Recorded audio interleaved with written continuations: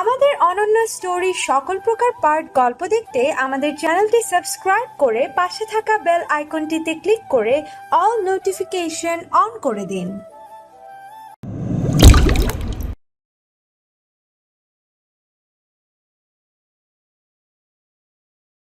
Please আমাকে আর মারবেন না, আমি আর সহ্য করতে পারছি না।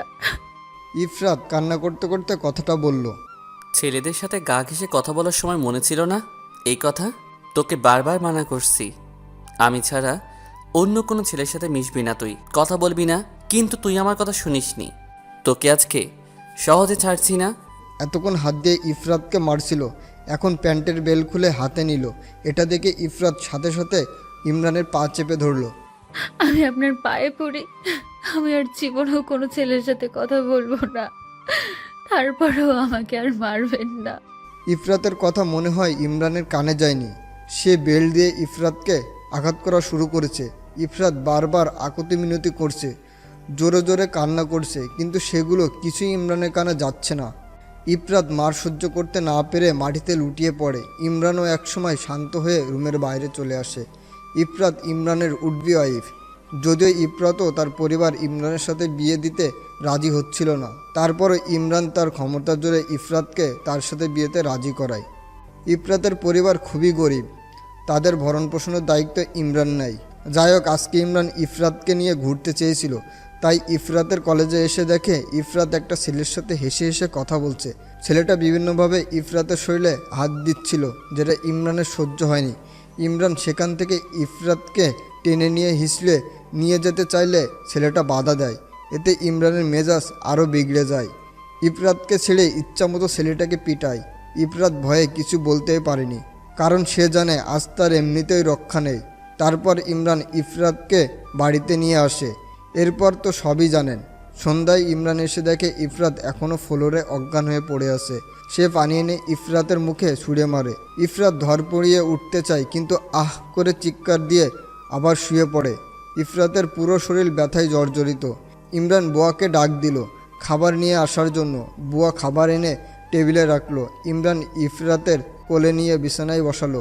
ইফরাত কিছু বলছে না, শুধুই কান্না করছে। কান্না থামাও। ইফরাত কান্না করেই যাচ্ছে। কান্না থামাতে বলছি না?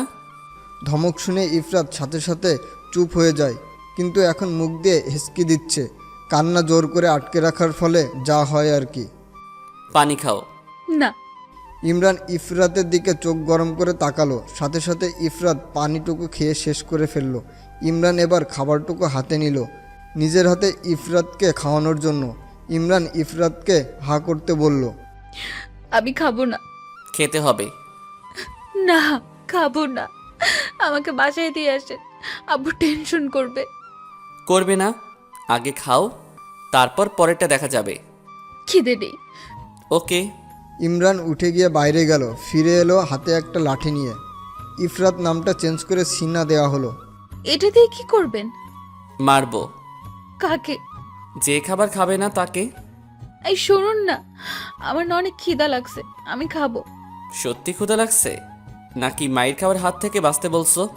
মিথ্যা বলবো কেন, সত্যিই ক্ষুধা লাগছে। আচ্ছা। ইমরান নিজের হাতে যত্ন করে সিনাকে খাওয়াই দিচ্ছে। সিনা ইমরানের দিকে তাকিয়ে আছে আর ভাবছে। পিটিয়ে তক্তা বানিয়ে এখন ভালোবাসা দেখানো হচ্ছে, কিছু বলতেও পারছি না, বললেই মারের ভয় দেখায়। পুরো সাইকো ডেভিল একটা, কখন কি করে কিছুই বুঝতে পারি না। এই সাইকোর সাথে আমি সারা জীবন থাকবো কি করে? এই সাইকো ডেভিলকে আমি ভালোবাসবো কি করে? ইমরান সিনাকে বলছে, তোমাকে মানা করার পরও তুমি ছেলেদের সাথে কথা বলো। তুমি জানো যে তোমাকে আমি অন্য কোনো ছেলের সাথে সহ্য করতে পারি না। তুমি শুধু আমার সাথে কথা বলবে, তোমার যা প্রয়োজন আমাকে বলবে, তারপরও কোনো ছেলের আশেপাশে যাবে না, বুঝছো? সিনহার বলতে ইচ্ছে হলো, আমি তো আর ইচ্ছে করে নিজে থেকে কোনো ছেলের সাথে কথা বলি না, ওরাই আমার সাথে কথা বলতে আসে। কিন্তু সিনা বলবে না, কারণ এগুলো শোনার আগেই তো তাকে তফরফা করে দিয়েছে। আর একটা কথা, আমি তোমাকে ভালোবাসি, তাই নিজের ভালোবাসার জন্য আমি সব করতে পারি, সব। খুন করতেও তাতে আমার হাত কাঁপবে না। খাওয়ার শেষে সিনা বাসায় যাওয়ার কথা বললে, এই শরীর নিয়ে বাসায় যেতে পারবে না, আজকে কেন থাকো, তোমার বাবাকে আমি ফোন করে জানিয়ে দিব।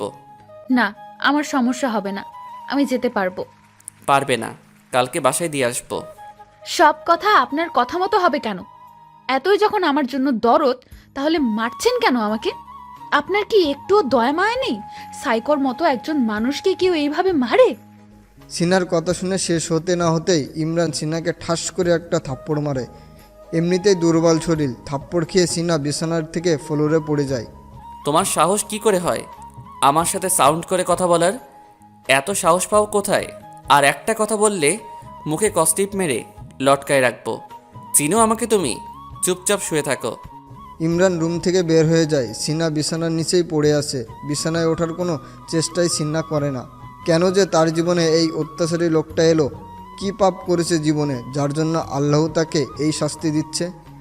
ইমরান রুমে এসে দেখে সিনা ফ্লোরেই পড়ে আছে। সে সিনাকে ডাক দেয়। কি হয়েছে? ইমরান স্পষ্ট দেখতে পায় সিনার চোখ দুটো অসম্ভব লাল হয়ে আছে। ফ্লোরে ঘুমিয়ে আছো কেন? তো কোথায় ঘুমাবো? এত বড় বিছানা তোমার চোখে পড়ে না? বিছানায় ওঠার শক্তি নেই। শক্তি নেই মানে?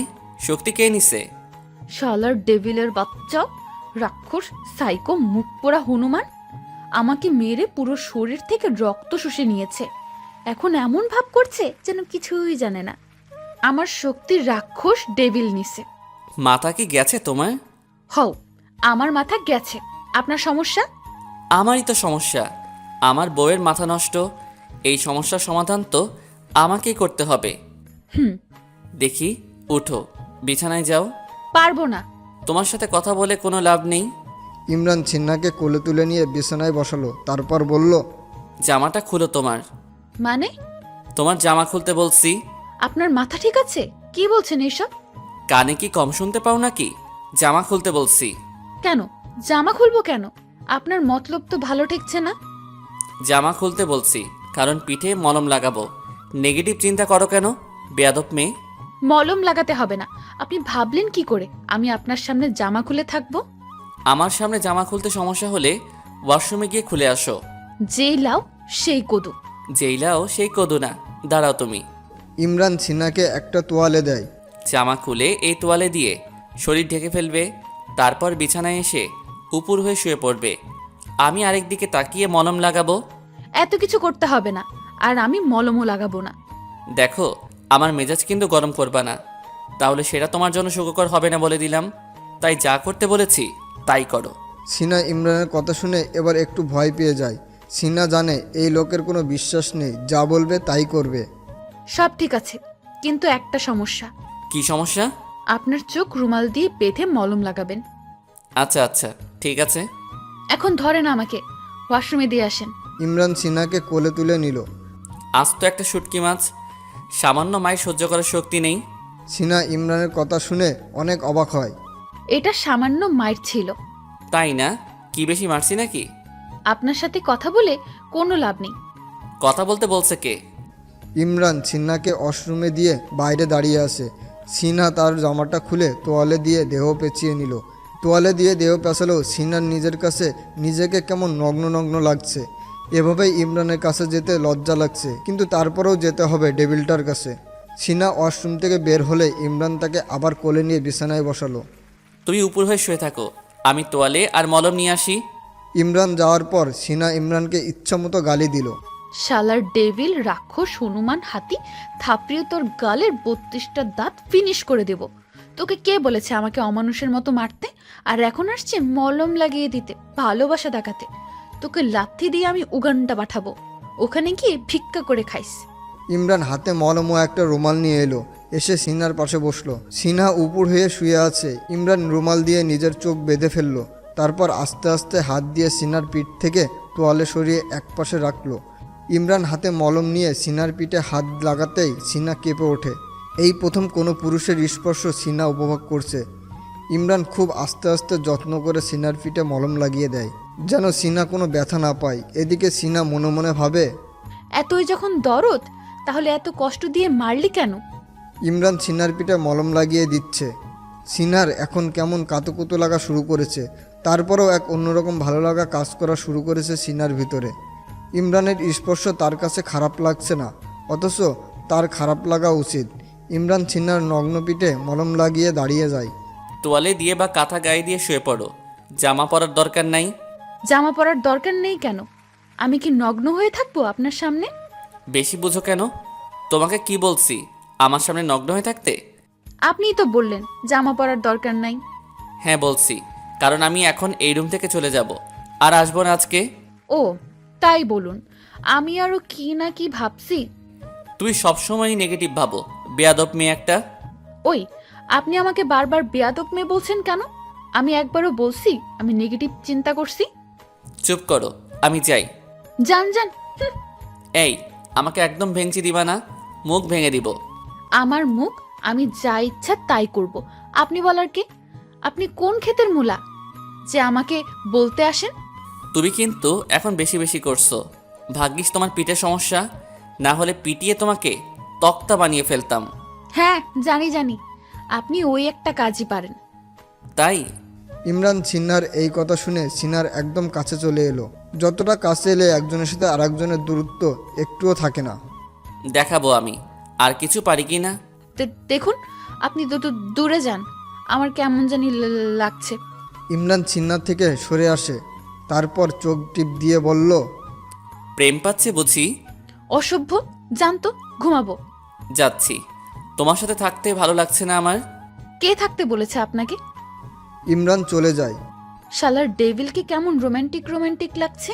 কত রূপ যে ডেভিলের কে জানে। সিনহা এসব ভাবতে ভাবতে ঘুমের দেশে হারিয়ে যায়। সকালবেলা ইমরান ডাইনিং টেবিলে বসে সিনহার জন্য অপেক্ষা করছে।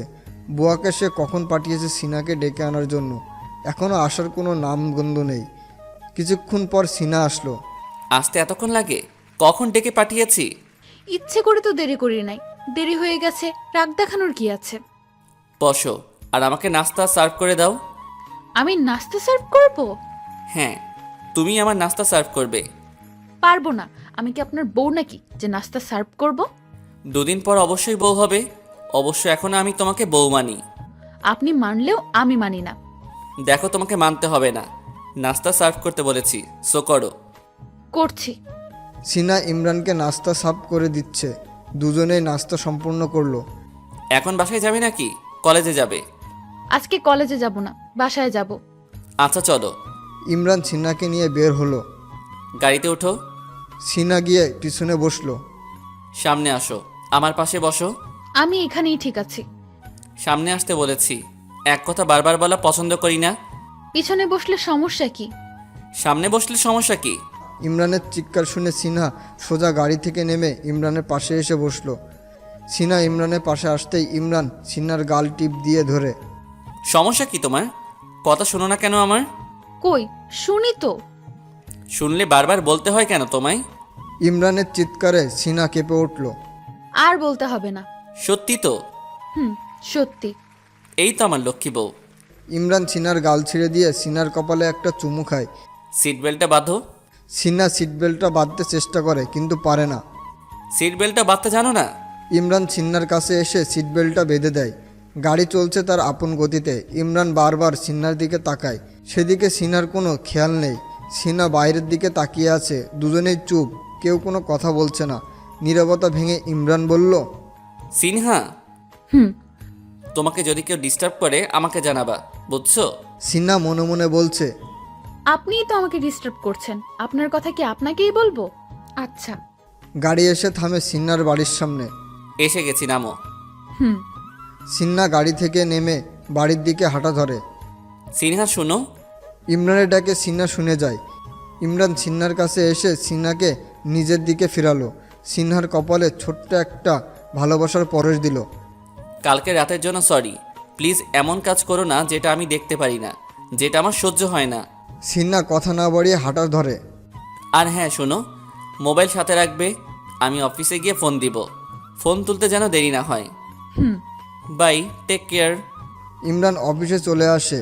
নিজের কেবিনে বসেই প্রথমে সিনহাকে কল দেয়। প্রথমবার ফোন রিসিভ হয় না। সিনহা ওয়াশরুম থেকে মাত্রই গোসল করে বের হয়ে শুনে ফোনের রিং বেজে অফ হয়ে যায়। সিনহা তাড়াতাড়ি ফোনের কাছে গিয়ে ফোন হাতে নেয়। হাতে নেওয়া মাত্রই আবার ফোন বেজে ওঠে। সিনহা মনে মনে যেটা ভেবেছিল সেটাই ঠিক, ডেভিল রাক্ষসটার ফোন। সিনহা তাড়াতাড়ি করে ফোন রিসিভ করে। হ্যালো। এতক্ষণ লাগে ফোন ধরতে? গোসল করে বের হলাম মাত্র। তুমি গোসল করছো? যেভাবে বলছেন যেন আমি কোনোদিন গোসল করি না। সেটা না। তাহলে এত অবাক হয়ে জিজ্ঞেস করছেন কেন? না, ভাবছি এই মুহূর্তে তোমাকে দেখতে কেমন লাগবে। এটা আবার কেমন কথা? ওইসব তুমি বুঝবে না। তুমি এই মুহূর্তে আমাকে তোমার কয়েকটা ফটো সেন্ড করো। হঠাৎ ফটো সেন্ড করবো কেন? ফটো দিয়ে কি করবেন? ফটো দিয়ে কি করে জানো না তুমি? দেখবো তোমাকে। আমাকে কি কোনোদিন দেখেন নাই? কিছুক্ষণ আগেই তো আপনার সাথে ছিলাম। তুমি এত আনরোমান্টিক কেন? আমি আনরোম্যান্টিক তাতে আপনার কি? সিনহা, আমি কিন্তু অনেক রেগে যাচ্ছি। তুমি কিন্তু সকালে বলছো আমি একেবারে যাই বলবো তুমি তাই শুনবে। তখন তো ভয়ে বলে দিয়েছি। এখন ভয় লাগছে না? এখন ভয় লাগবে কেন? এখন কি আমি আপনার সাথে? আমার এখনো রাগ ওঠে নাই। উঠলে তোমার জন্য ভালো হবে না। রাগ উঠলে গাড়ি নিয়ে এখনই তোমার কাছে চলে আসবো। আর এখন যদি তোমার কাছে আসি তাহলে বুঝতেই পারছো তোমার কি হাল হবে। আমাকে ভয় দেখাচ্ছেন?